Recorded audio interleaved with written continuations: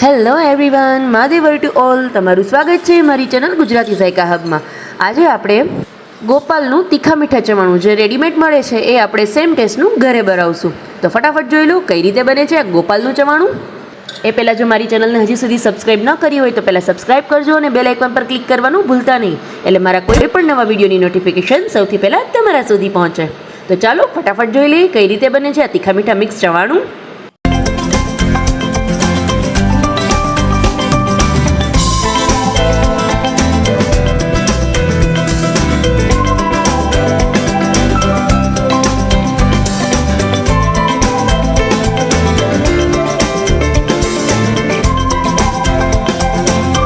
ગોપાલ જેવું જ તીખા મીઠા મિક્સ ચવાણું સેમ એ જ ટેસ્ટનું તમારે ઘરે બનાવવું છે તો ખૂબ જ ઝડપથી બની જશે. એના માટે મેં સૌથી પહેલાં મકાઈના પૌવા તળીને લીધેલા છે.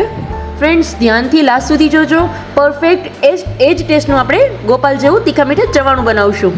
તમને એવું જ લાગશે કે તમે બહારનું પેકેટ ખોલેલું છે, માટે બને તો વિડીયો વચ્ચેથી સ્કીપ ના કરતા લાસ્ટ સુધી જોજો, એટલે પરફેક્ટ બધા મસાલાની તમને આઈડિયા આવી જાય કે કઈ રીતે તીખા મીઠા મિક્સ ચવાણું તમે ઘરે ઇઝીલી બનાવી શકો છો.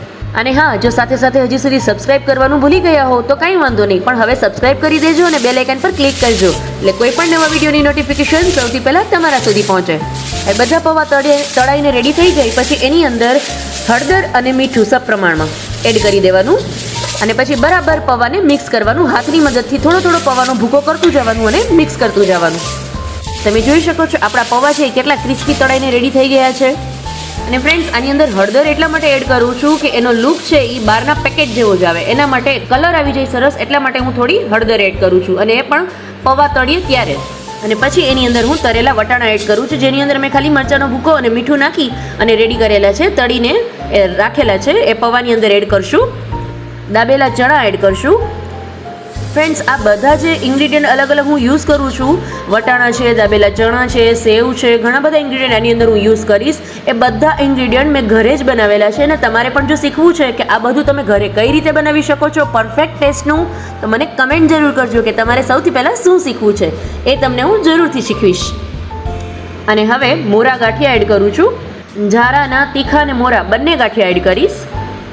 અને પછી ઘરની તળેલી ચણાની દાળ એડ કરીશ. આ બધી વસ્તુ ઘરે જ બનાવેલી છે. તીખા મોરા ગાંઠિયા, ચણાની દાળ, વટાણા, દાબેલા ચણા બધું જ ઘરે બનાવેલું છે. તો તમારે જો શીખવું છે તો કમેન્ટ જરૂરથી કરજો.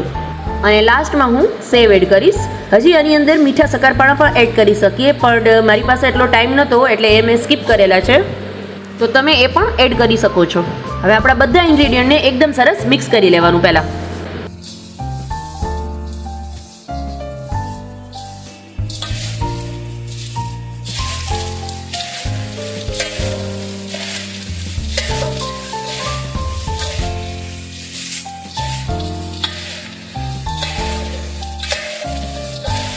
એકદમ પ્રોપર પહેલાં મિક્સ થઈ જાય બધા ઇન્ગ્રીડિયન્ટ મારા, પછી એની અંદર આપણે મસાલા કરશું. તમે જુઓ કેટલું સરસ ક્રિસ્પી અને કેટલું સરસ ટેક્સચર છે એનું. એકદમ સરસ મારું ચવાણું છે એ મિક્સ થઈ ગયું છે. હવે એની અંદર મસાલામાં હું સૌથી પહેલાં દળેલી ખાંડ એડ કરું છું.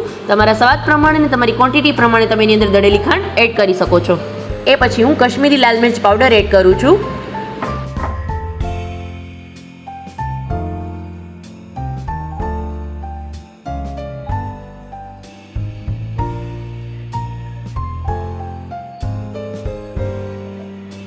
એ પછી હું આમચૂર પાવડર એડ કરું છું. જો તમારી પાસે આમચૂર પાવડર ન હોય અથવા તમને માફક ના આવતો હોય તો તમે એની જગ્યાએ ચાટ મસાલો પણ એડ કરી શકો છો. ખૂબ જ ડિલિશિયસ એવો ટેસ્ટ આવશે એનાથી પણ. અને થોડા પ્રમાણમાં એવું મીઠું, અને લાસ્ટમાં સંચર એડ કરીશ. સાવ થોડા પ્રમાણમાં મીઠું નાખ્યું હોય એ પ્રમાણમાં તમે સંચર નાખજો. જોજો ફ્રેન્ડ્સ, ખારું ના થઈ જાય. બટ સંચરને સ્કીપ ન કરતા, સંચર ખાસ નાખજો, એનાથી એકદમ સરસ અને એકદમ ડિલિશિયસ બધા મસાલાનો ટેસ્ટ આવે છે.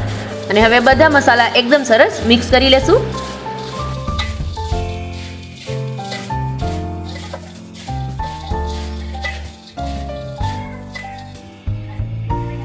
તો તૈયાર છે આપણું ગોપાલનું તીખા મીઠા મિક્સ ચવાણું. ઘરે જ કોઈ પણ જાતના હાર્મફુલ કેમિકલનો યુઝ કર્યા વગર અને ઇઝીલી તમે એને 1 મંથની ઉપર સ્ટોર કરી શકો છો. એકદમ ડિલિશિયસ ને એકદમ ટેસ્ટી એવું આપણું આ ચવાણું બનીને રેડી છે. ફરી મળીશું એક નવી રેસિપી સાથે. ત્યાં સુધી આવજો ફ્રેન્ડ્સ. મહાદેવર to all.